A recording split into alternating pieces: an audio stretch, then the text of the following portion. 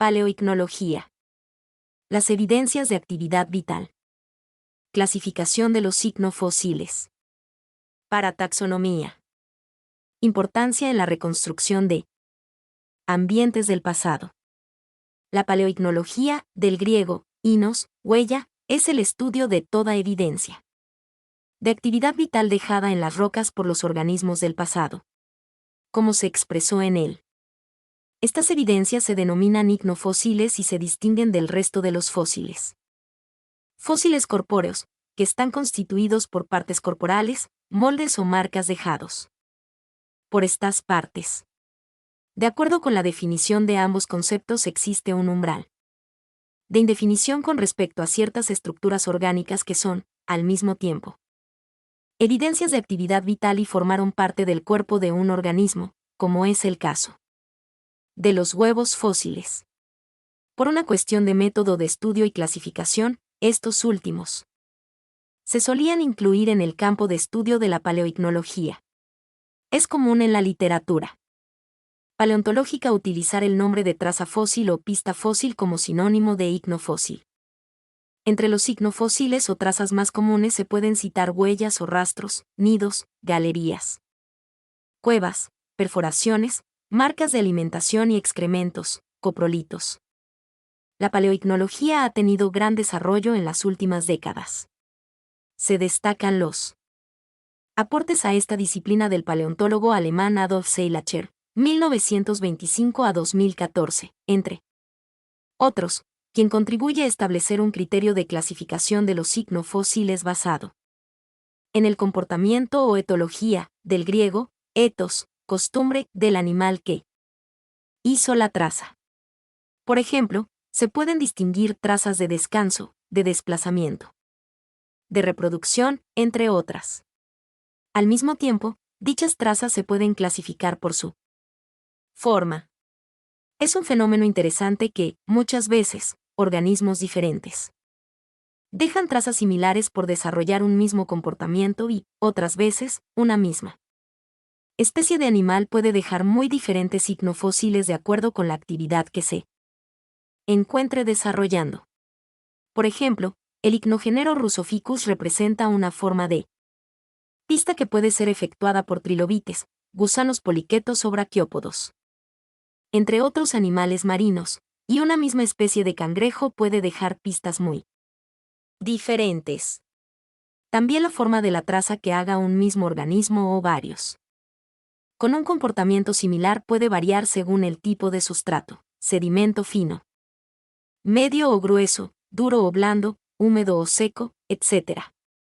Por eso, la clasificación morfológica de los icnofósiles no puede obedecer a criterios estrictamente biológicos, es decir, no es posible siempre, y suele ser muy difícil, asignar determinada traza a la especie biológica que la realizó.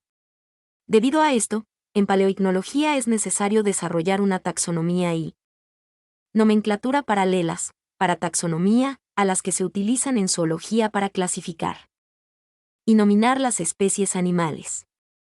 Así, en la parataxonomía paleoicnológica se definen icnogéneros que contienen icnoespecies, con base exclusivamente en la forma de las trazas. De tal manera que un determinado icnogénero o icnoespecie puede estar abarcando muy diferentes géneros o especies biológicas o viceversa.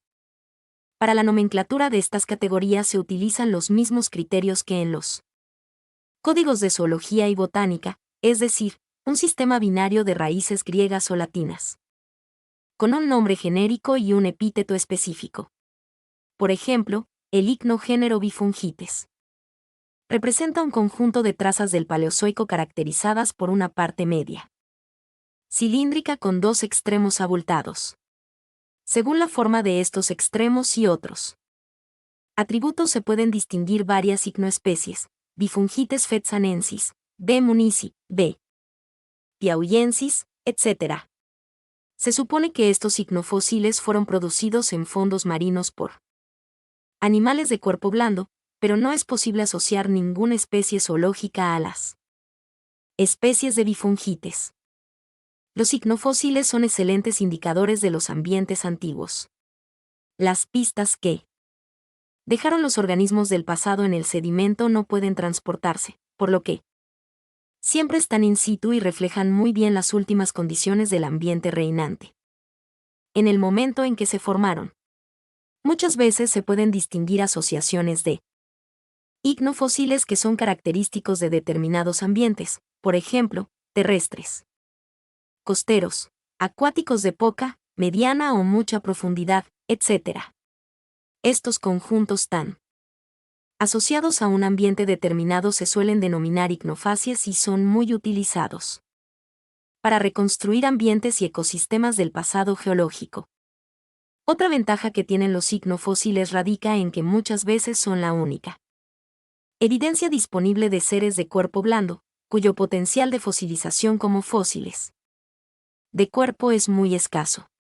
Al mismo tiempo es posible, en numerosas oportunidades, inferir interrelaciones entre los organismos que originaron una asociación de ignofósiles con base en el estudio detallado de sus trazas, por ejemplo, las marcas de alimentación sobre conchas, huesos, hojas y troncos, o las pisadas que muestran el ataque de un dinosaurio carnívoro sobre una presa.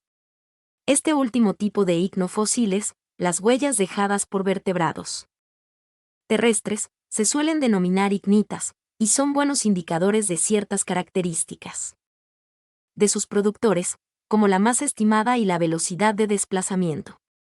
Clasificación etológica de los ignofósiles. Como se señaló más arriba, fue Seilacher quien, a partir de la década de los 50, clasificó por primera vez a los ignofósiles basándose en pautas de comportamiento. La clasificación resultó de mucha utilidad y tiene plena vigencia. Actualmente se distinguen 7 tipos básicos de comportamientos registrados en las trazas, muchos de ellos corresponden principalmente a ambientes de fondos acuáticos. Domicnos, Domichnia es el grupo de pistas que se generan en la construcción de una morada. Cubicnos, Cubichnia corresponden al grupo de ignofósiles que indican el reposo de un animal sobre el sustrato. Suelen reflejar bastante bien la forma del individuo a nivel lateroventral. Repicnos, Repichnia son las trazas de locomoción. Pasignos, Pasichnia son el conjunto de pistas de alimentación de animales que se desplazan por el fondo acuático. Fodinignos, Fodinignia se denominan así a las trazas que reflejan al mismo tiempo un comportamiento de alimentación y de morada, como sucede con animales semisesiles que se alimentan y viven dentro del sedimento Universidad de la República. Agricnos, Agrichia se denominan así un conjunto de tubos horizontales de fondos marinos que sirven para atrapar partículas de alimentos o cultivar algas. Fugignos, Fugichnia son trazas que muestran movimientos de escape hacia arriba de una sedimentación súbita en un fondo acuático. Ignofósiles y ambientes, las ignofacies. Como se expresó anteriormente, las trazas fósiles son muy buenos indicadores de los ambientes sedimentarios del pasado. Un pionero en la distinción de ambientes con base en la asociación de ignofósiles, ignofacies, fue también Seilacher, quien en un principio definió un conjunto de ignofacies de ambientes principalmente marinos a los que hoy día se suman otras por parte de estudios de investigadores posteriores. Mi nombre es Demim. Soy tu asistente personal. Mi sitio en internet es demim.es.tl.